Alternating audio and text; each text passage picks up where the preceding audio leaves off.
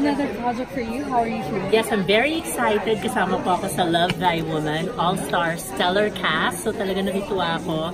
Thank you so much to Dreamscape, ABS-CBN, and of course Sir Dale. Dahil andito ako ulit. My last teleserye actually with ABS-CBN was I Love Betty La Fea under Dreamscape also. So happy ako kasi bagay na bagay sa akin yung role.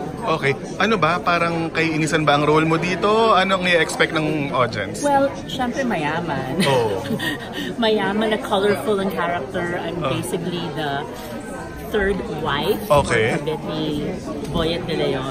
Na natutuwa nga ako kasi dating tawag ko sa kanya Sir at saka Tito Boyet. Ngayon asawa ko na siya. So parang, should I call you honey na? Hindi na Sir or Tito. So natutuwa ako kasi ang gagaling ng mga kasama ko. I've known Kim, nakasama na rin ni Kim yung daddy ko, si isang series, si Erich, Sian.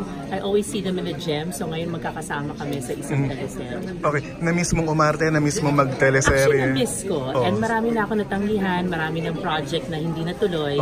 So I think ito talaga yung pagbabalik ko.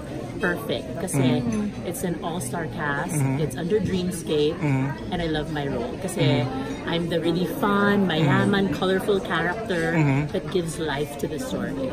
Okay.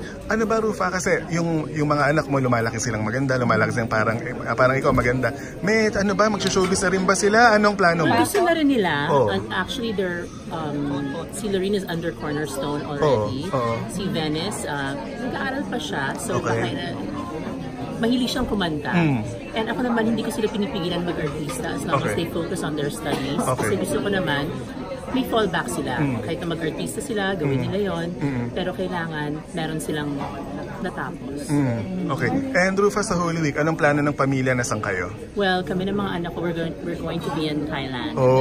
So last holiday, bago mag-umpisa to. Bakit Thailand ang napili? Mas malapit. Okay. Diba? Fun. Okay.